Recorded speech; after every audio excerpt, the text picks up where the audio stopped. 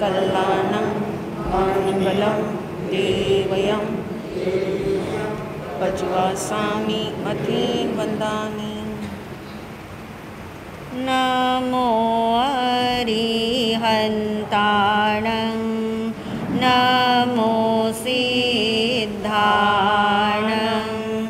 नमो आयर्याणं नमो उवस्यायानं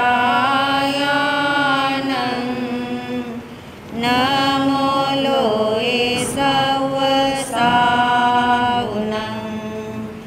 एसो पञ्चनमोक्कारो सर्वपावपनाशनो मङ्गलानं च सर्वेसिं परमं हवै मङ्गलं मङ्गलानं च सर्वेसिं परमं हवै मङ्गलम्। आवाज़ नहीं अंशी, आवाज़ नहीं।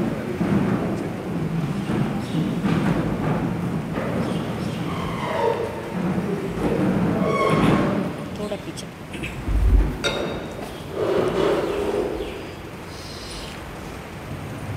या तो इसका स्विच ऑफ हो गया, ऑन उधर से देखो।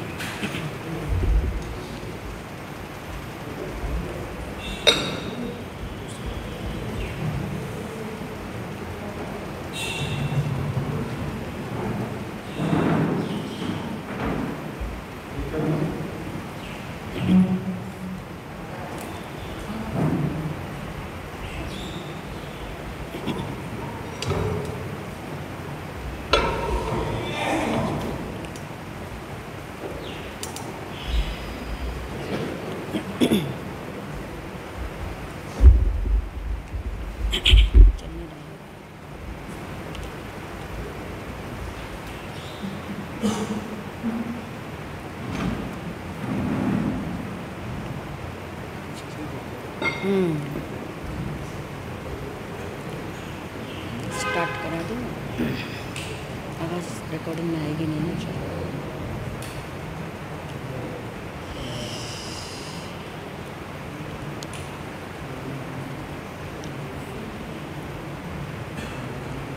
आत्म भावना भाने हेतु आँखें बंद करें।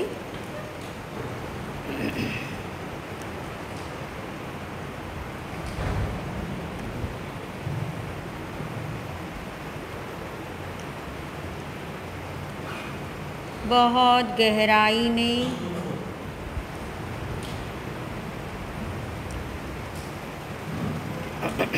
अनुभव करें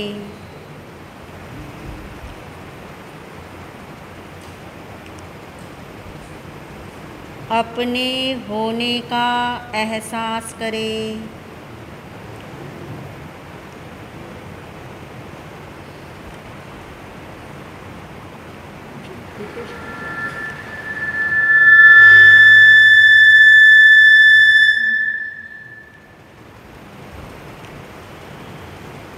निर्णय पूर्वक महसूस करें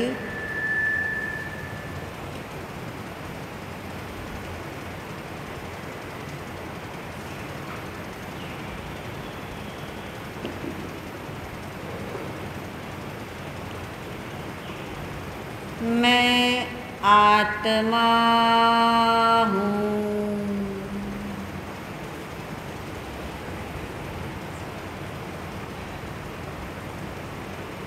मैं आत्मा ही हूँ।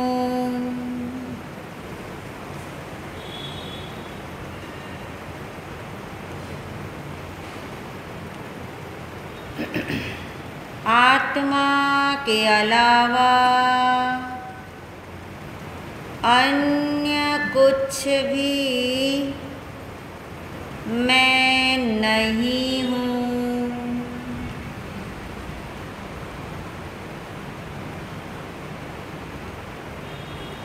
मैं शुद्ध आत्मा हूँ।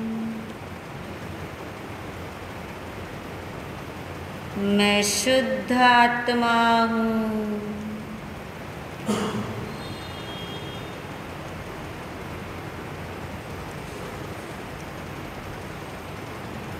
क्योंकि मैं सिद्ध भगवान जैसा हूँ।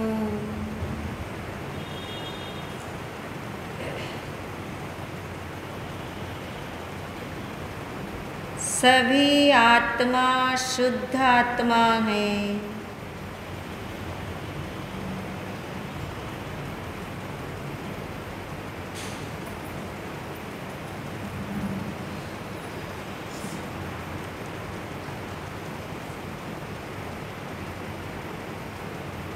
मैं भी शुद्ध आत्मा हूँ।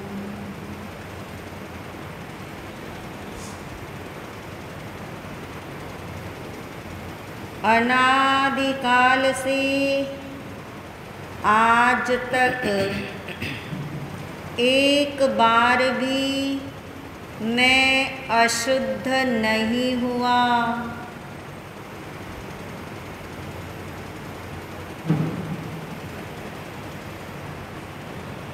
मुझ में अशुद्धि का प्रवेश नहीं हुआ।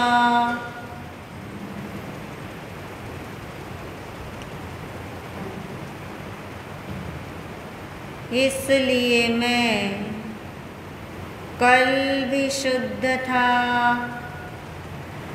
आज भी शुद्ध हूँ, आगे भी शुद्ध ही रहूँगा।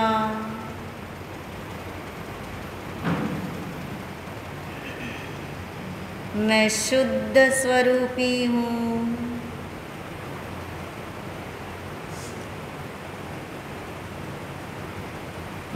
मैं शुद्ध तत्व हूँ।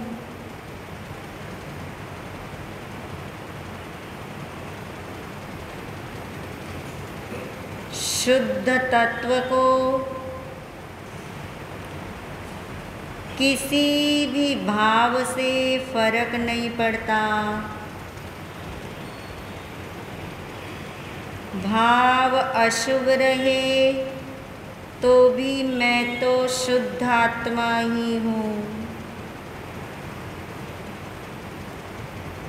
भाव शुभ आए तो भी मैं शुद्ध आत्मा ही हूँ।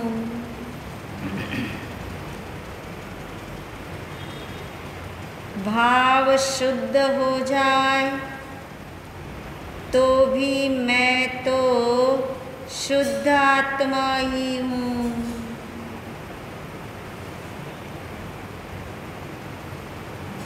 मेरा स्वरूप ही ऐसा है। मैं शुद्ध स्वरूपी हूँ। मैं शुद्ध स्वरूपी हूँ।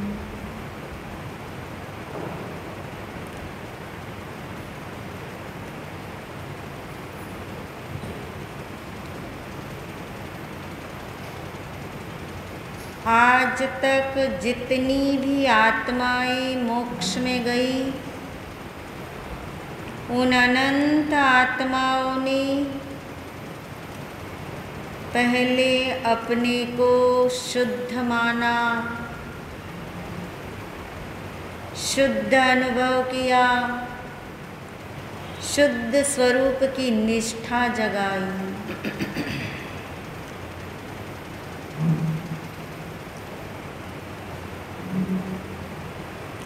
इस भावधारा में अपनी भी निष्ठा प्रबल करो। मैं शुद्ध आत्मा ही हूँ।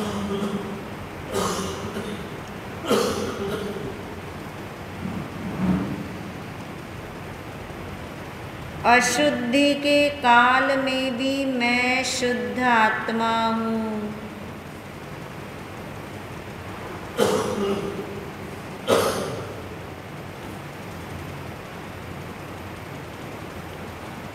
कर्मों की काली चादर बिछी होने पर भी मैं तो शुद्ध आत्मा ही हूँ।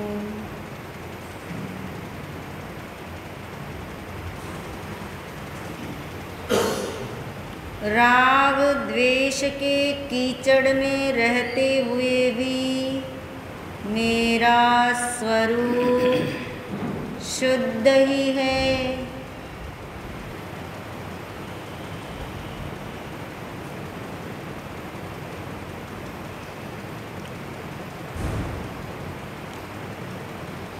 अनंत अनंत परमाणु का पिंड ये देह, इस देह के साथ रहते हुए भी मेरा स्वरूप शुद्ध ही है।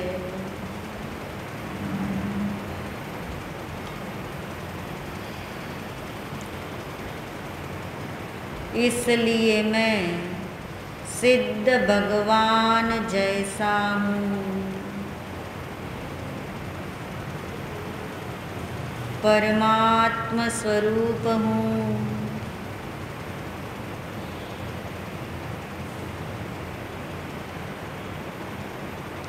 इस भाव से अपने को बारंबार भावित करो।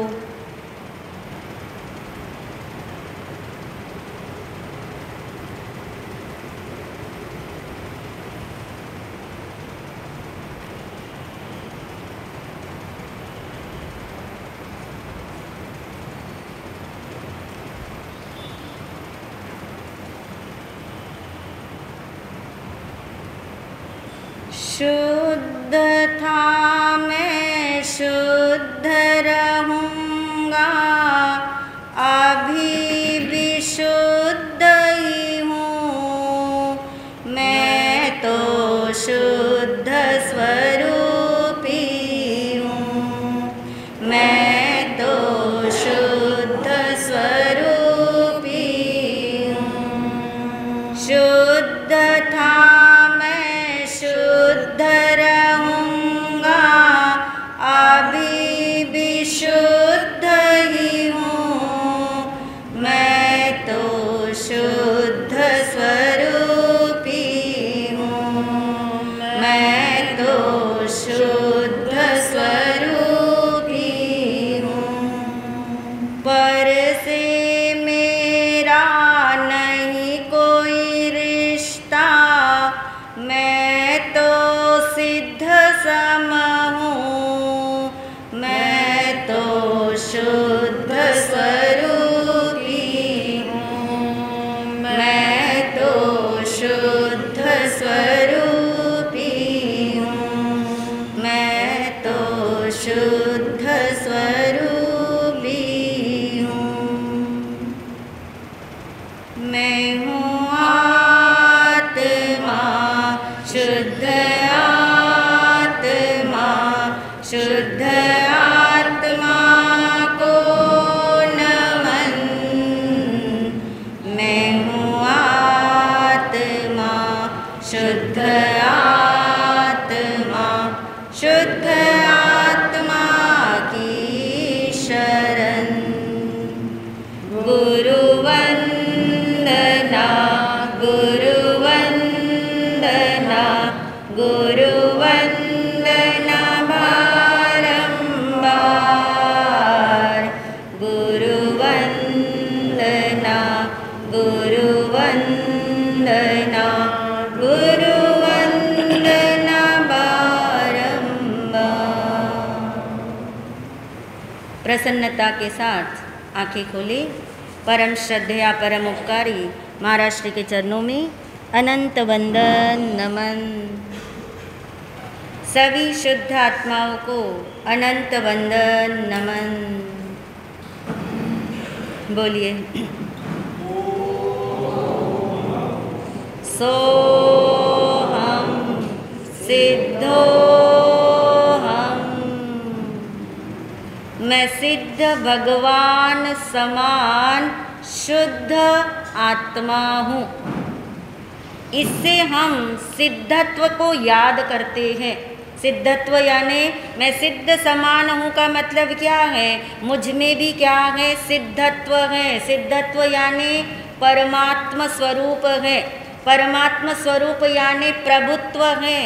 जिसके कारण से सिद्ध भगवान सिद्धालय में विराजित हुए, वैसा ही सिद्धत्व किसके पास है? मेरे पास। इसलिए मैं कौन हूँ? सिद्ध समान हूँ। तो सिद्ध समान बोलती अपने परमात्म स्वरूप पे ध्यान जाए, अपने प्रभुत्व पे ध्यान जाए, अपने सिद्धत्व पे ध्यान जाए। जैसे सोना जो है वो कभी भी अपने सुवर्णत्व को नहीं छोड़ता, सोनापना जिसे हम कहते हैं, सोने पने को नहीं छोड़ता। यदि उसे कीचड़ में डाल दो, यदि उसे आग में जला दो, यदि उसे पानी में रख दो, कितने भी साल रहे तो भी वो अपना सोनापना नहीं छोड़ता। ऐसे हमें भाषित करना है। जब हम ये बोलते मैं सिद्ध समान हूँ तो हमें क्या याद आना चाहिए? मेरा सिद्धत्व सुरक्षित है, मेरा परमात्मपना जैसा है वैसा ही है। इसलिए मैं कौन हूँ? शुद्ध आत्मा हूँ। यानी मैं 4 गति में परिभ्रमण कर लिया, अनंत अनंत मेरे जन्म मरण हो गए, अनंत अनंत कर्म बांध लिए, अनंत अनंत राग द्वेष हो गए। ये सब क्या है? ये सब वैसे मानना जैसे सोने को कीचड़ में डाल दिया, सोने को कहाँ डाल दिया? आग में तपा दिया, उसे गंदगी में डाल दिया, फिर भी सोने ने अपना सुवर्णत्व छोड़ा क्या? नहीं। सोना कीचड़ रूप हुआ क्या? नहीं। सोना आग रूप हुआ क्या? आग में डालने से नहीं। सोना क्या रहा? सोना। इसको क्या बोलते हैं? सुवर्णत्व उसका कैसा रहा? सुरक्षित। ऐसे समझना मैं सिद्ध भगवान समान हूँ। यानी मेरा सिद्धत्व, मेरा प्रभुत्व या मेरा परमात्मपना, मैं कहीं भी जाऊँ, कहीं भी रहूँ, मगर कौन सुरक्षित रहता है? सिद्धत्व सुरक्षित रहता है। इस दम पे हम बोलते हैं कि मैं कौन हूँ? सिद्ध समान हूँ। क्योंकि मेरा सिद्धत्व पे किसी चीज़ का क्या नहीं आता? प्रभाव नहीं आता।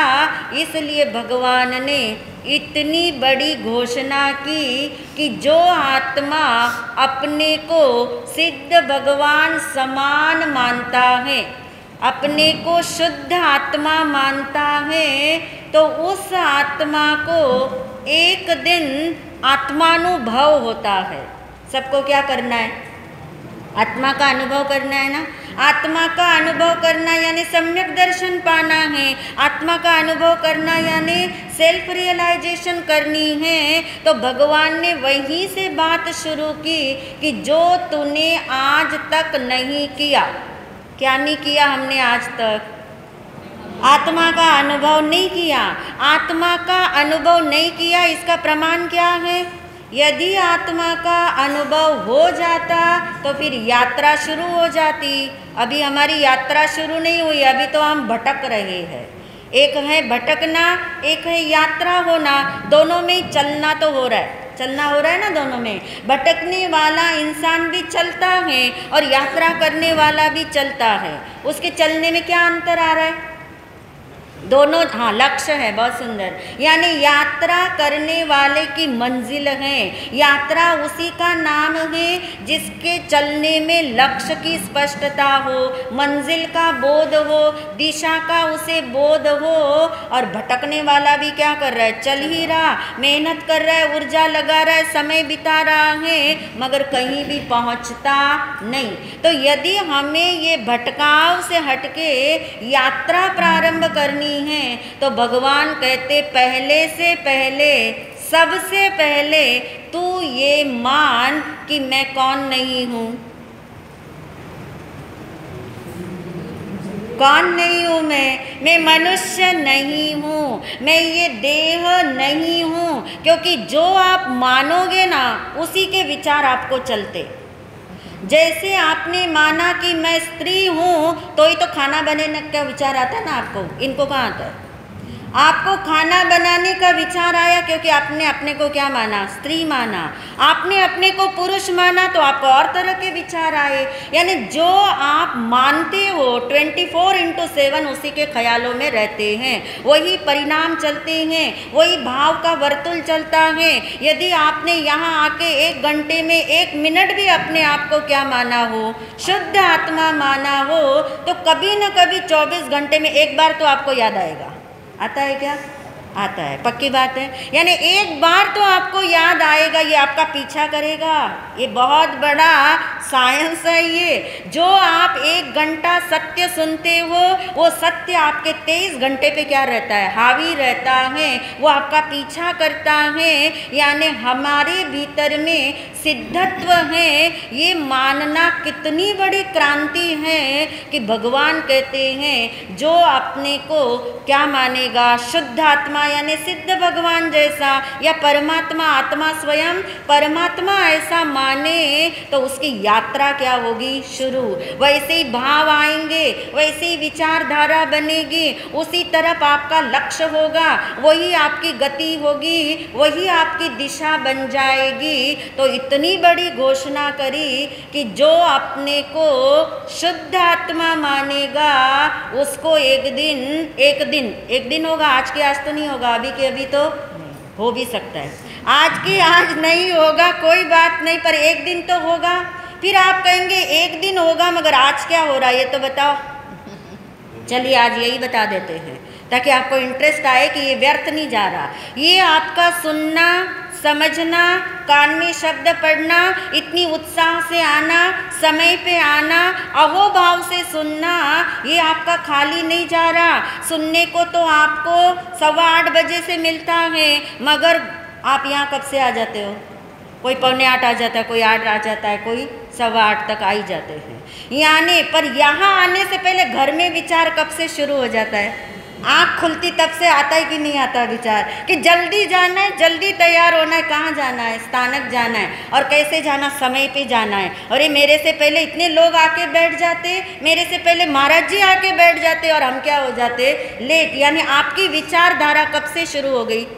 सुबह से। और मैं तो कहती सुबह से नहीं, रात सोने से पहले भी बोल के सोते होंगे जल्दी उठना है, जल्दी उठना है। कहने का अभिप्राय क्या है कि जो आप अपने आप को मानोगे वैसी विचारधारा आपकी शुरू हो जाती है। तो जब तक आत्मा का अनुभव नहीं होता और हमारे अंदर क्या चल रहा है, मैं शुद्ध आत्मा हूँ, मैं सिद्ध भगवान जैसा हूँ, मेरा परमात्मा स्वरूप सुरक्षित है, ये भावधारा चल रही है।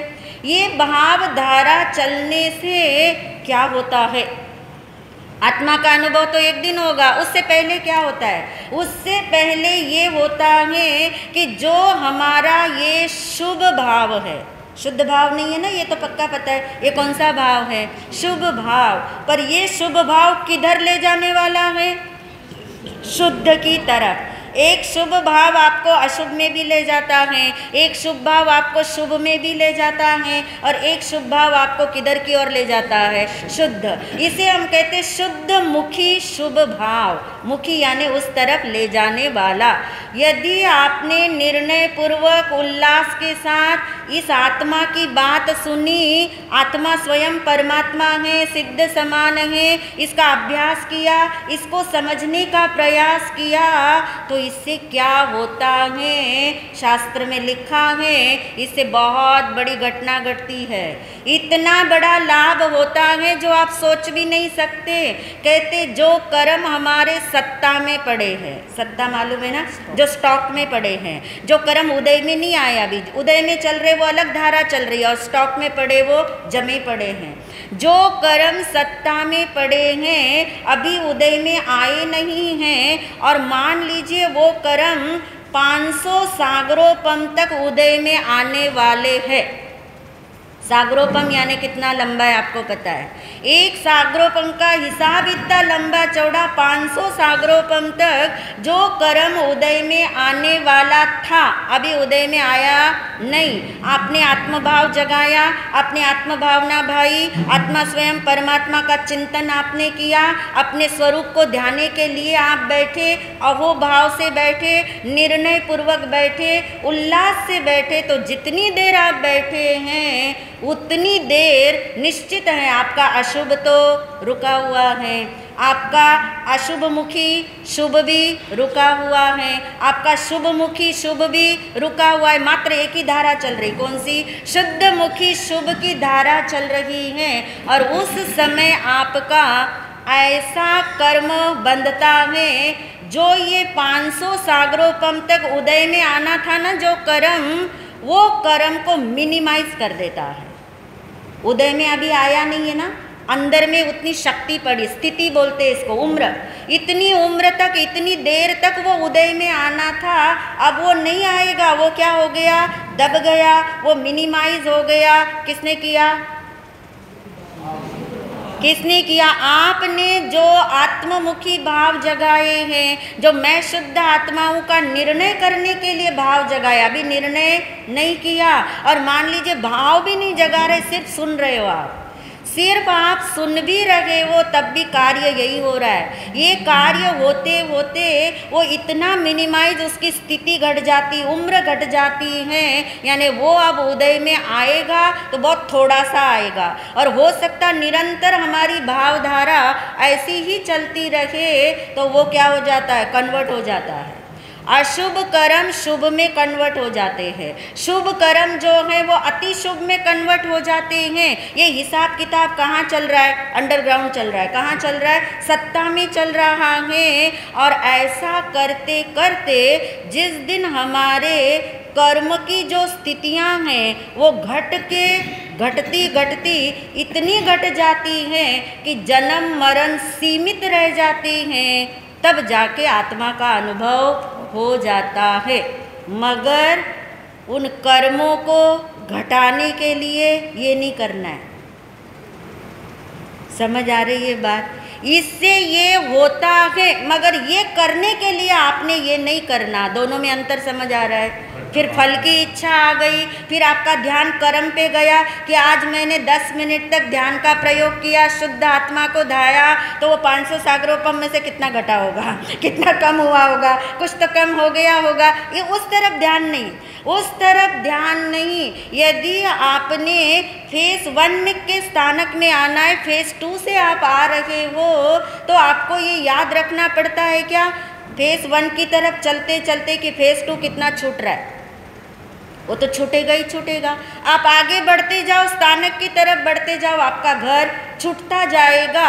और आप घर में बैठ के सोचो मुझे घर छोड़ना है, मुझे घर छोड़ना है, तो घर छूटेगा नहीं। जहाँ आपको जाना है आप चलते जाओ। जो आपको करना है कि मुझे मैं शुद्ध आत्मा हूँ, इसका चिंतन करना है, इसका मंथन करना है, तो आपका पूरा उपयोग कहाँ जाएगा? पूरा ध्यान, पूरा अटेंशन उस तरफ लगेगा, तो अपने आप बाकी की चीज़ें छूटती जाएगी। बाकी की चीज़ें छोड़ने जाओगे तो ये भी नहीं होगा और वो भी नहीं छूटेगा। इसलिए हमने बताया कर्म की चिंता मत करो, क्योंकि आत्मा की बात जब सुनी जाती तो लगता कर्म का क्या होगा, कर्म का क्या होगा, कैसे खत्म होंगे, कैसे ये मुझसे छूटेंगे, राग द्वेष कैसे घटेंगे। याद रखिए, अंधेरे को भगाने से अंधेरा नहीं भागता।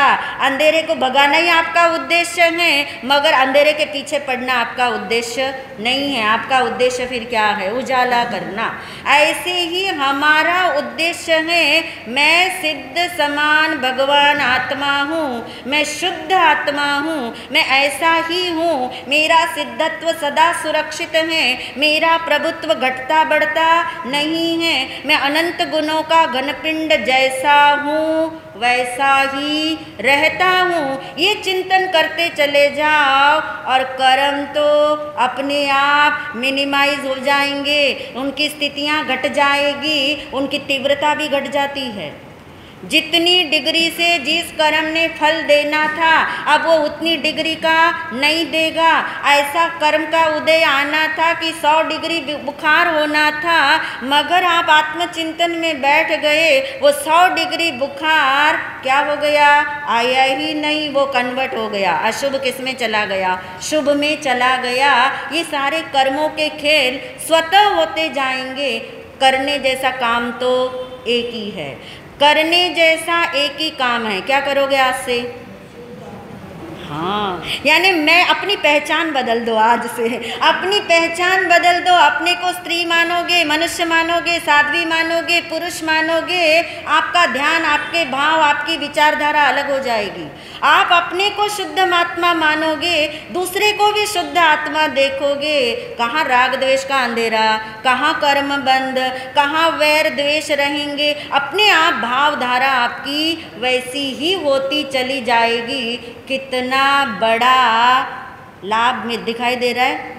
आज मैंने लाभ बताने की सोची क्योंकि सबको लाभ में तो इंटरेस्ट होता है। क्या लाभ होने वाला है इससे? लाभ पता लगे तो फिर एंट्री क्या होता है, सुगम हो जाती है। तो मैं सिद्ध भगवान जैसा हूँ, ये कोई अंधश्रद्धा नहीं है, इसमें लॉजिक है, इसमें तर्क है, इसमें प्रत्यक्षपना है, इसमें प्रमाण है।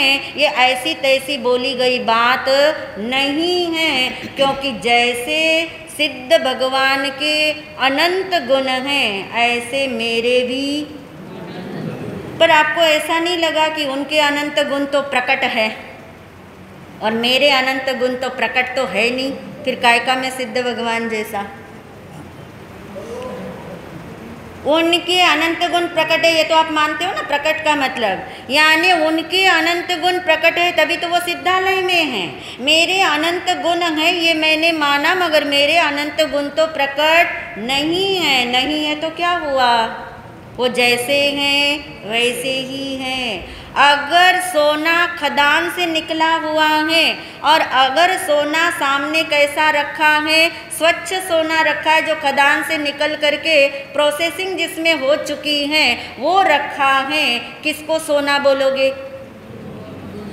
देखिए वहाँ कोई गलती करते हैं आप, वहाँ कोई बोलते ये तो प्रकट नहीं है और ये तो प्रकट है, ये तो एकदम पीला पीला दिख रहा है, ये तो पत्थर के अंदर दिख रहा है। वहाँ कोई तर्क करते हैं हम? नहीं, दोनों को इक्वल मान रहे ना, दोनों को इक्वल मान रखे हैं, क्योंकि आपको पता है दोनों में क्या समानता है, दोनों का सुवर्णत्व क्या है, सुरक्षित है।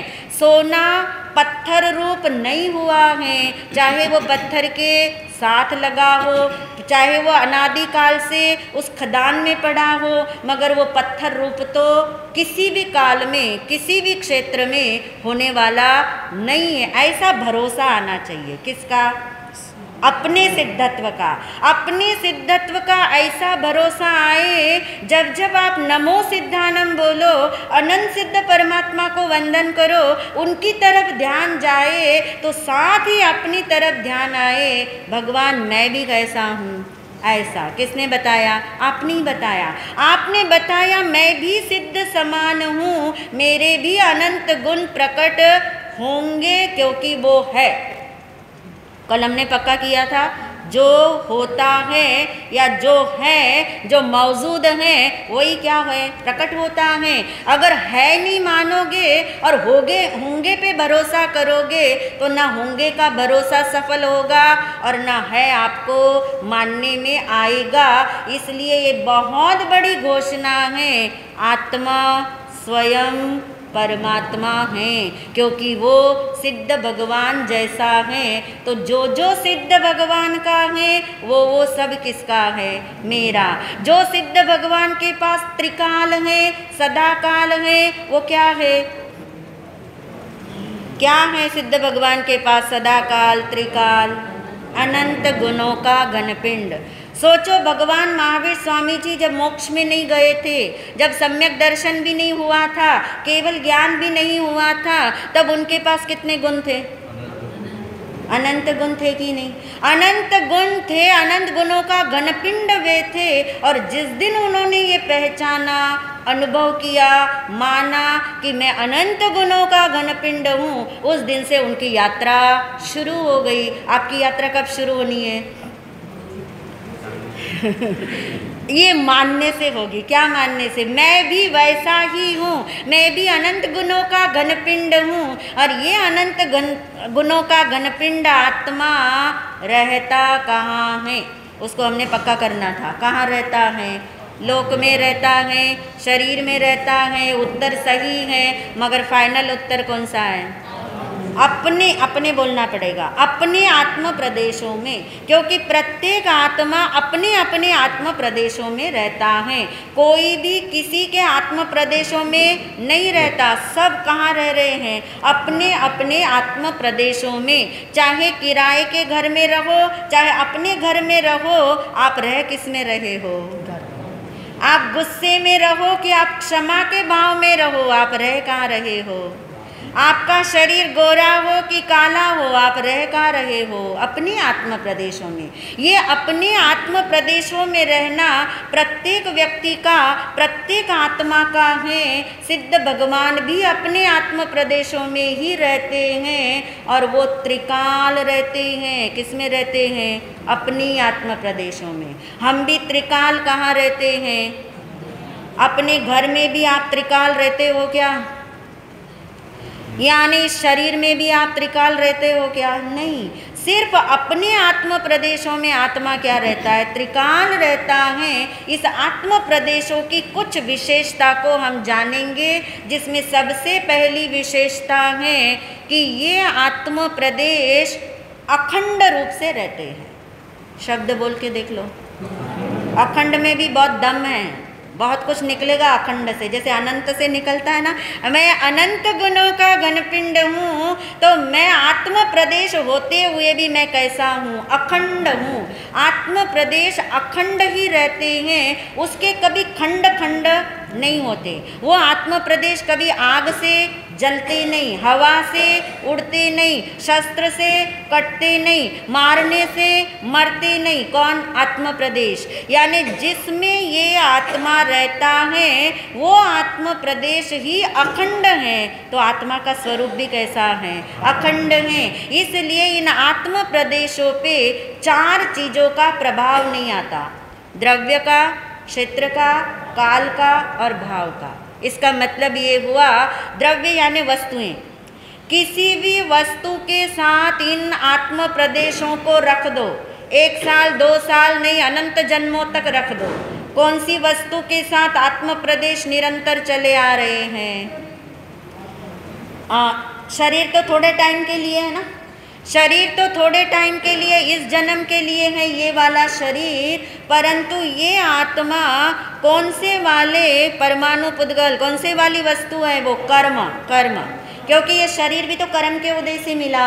ये शरीर कर्म का उदय समाप्त होगा तो खत्म हो जाएगा, दूसरा मिलेगा, मगर कर्म तो अनादि अनंत काल से चल रहे।